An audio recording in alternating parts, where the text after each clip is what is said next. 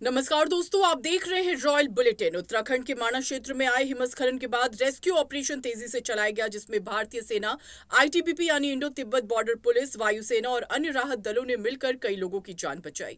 राहत कार्य की सफलता को लेकर एम्स ऋषिकेश के डायरेक्टर डॉक्टर मीनू सिंह ने संतोष व्यक्त किया और बताया कि अधिकांश लोगों को सुरक्षित निकाल लिया गया है।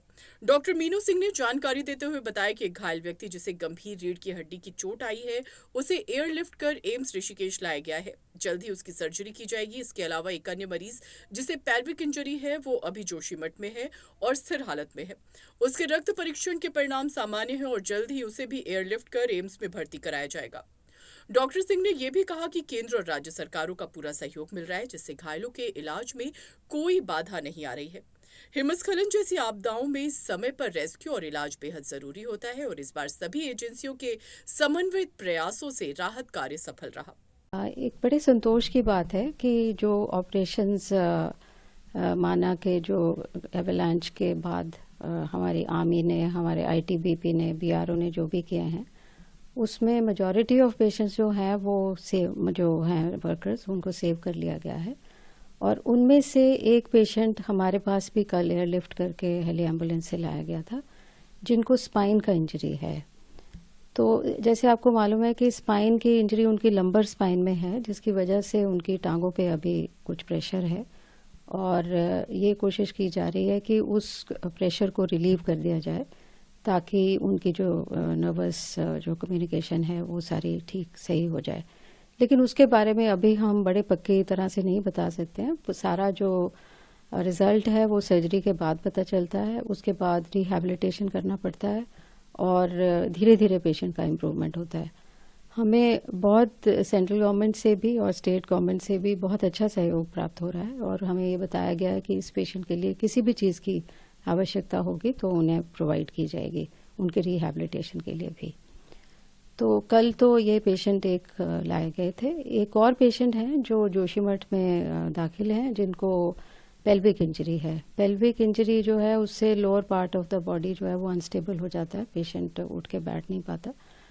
तो लेकिन उसका भी ट्रीटमेंट करना पड़ता है ऑर्थोपेडिक्स इंटरवेंशन की से। तो ये पेशेंट जो है ये वैसे स्टेबल हैं, उनके मतलब ब्लड पैरामीटर्स और वो सब ठीक हैं, तो उनको जितनी जल्दी हो सकेगा उन्हें हम उनको भी हेली एम्बुलेंस के ज़रिए उनको शिफ्ट कर लेंगे और फिर जो भी सर्जरी की ज़रूरत पड़ेगी उनको की जाएगी।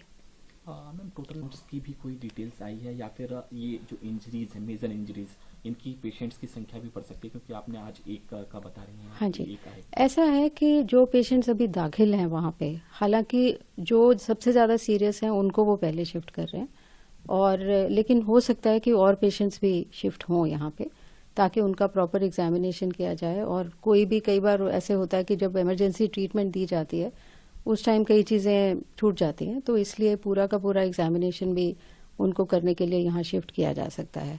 लेकिन उसकी अभी कोई, बिकॉज अभी तो इमरजेंसी लेवल पे ही काम कर रहे हैं, लेकिन उसकी अभी तक हमें पूरी कोई इन्फॉर्मेशन नहीं है कि कौन से बाकी पेशेंट्स जो हैं वो यहाँ पे आएंगे। लेकिन इट्स क्वाइट लाइकली कि हमारे पास और पेशेंट्स भी आएंगे।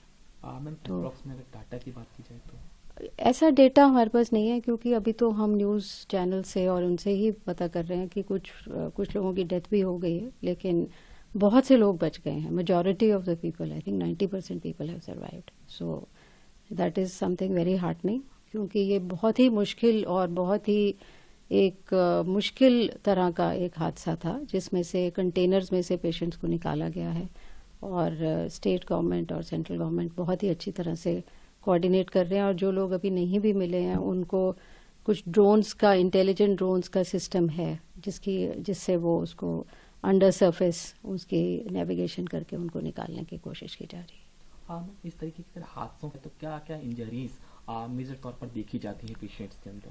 देखिए, सबसे पहले तो एक इम्पैक्ट जो होता है, जिस तरह से एवलांच हुआ, पेशेंट्स गिरे, उनके कंटेनर्स मूव करके दब गए, तो उनको फिजिकल इंजरीज हुई हैं, जैसे फ्रैक्चर्स हुए हैं। आपने देखा स्पाइन की इंजरी है, पेल्विक इंजरी है, बाजू के टूटने, मतलब फ्रैक्चर्स तो बहुत कॉमन होते हैं। उसके साथ साथ ब्लड लॉस हो सकता है, क्योंकि जहाँ पे भी बिग लॉन्ग बोन का फ्रैक्चर होता है वहाँ पे ब्लड लॉस इकट्ठा हो जाता है अंदर और बॉडी शॉक में चली जाती है। तो इस तरह की मतलब, लेकिन जो फर्स्ट एड उनको जहाँ पे भी मिली है बहुत अच्छी तरह से मिली है, ताकि उनके वो सब पैरामीटर्स जो हैं वो स्टेबलाइज कर दिए गए हैं। माणा क्षेत्र में बर्फबारी और कठिन हालात के बावजूद सेना, आईटीबीपी और वायुसेना ने बेहद साहसिक बचाव अभियान चलाया, जिससे बड़ी संख्या में लोगों की जान बचाई जा सकी। स्थानीय प्रशासन और चिकित्सा टीमें भी लगातार स्थिति पर नजर बनाए हुए हैं। बचाव दलों के इन त्वरित प्रयासों से एक बार फिर साबित हुआ कि भारत की रेस्क्यू टीमें किसी भी आपदा से निपटने के लिए पूरी तरह तैयार हैं। उम्मीद की जा रही है कि बाकी बचे लोगों को भी जल्द से जल्द सुरक्षित बाहर निकाल लिया जाएगा और घायलों को सर्वोत्तम चिकित्सा सुविधा उपलब्ध कराई जाएगी। न्यूज अपडेट के लिए सब्सक्राइब करें रॉयल बुलेटिन और इस वीडियो पर कमेंट कर अपनी राय जरूर दें।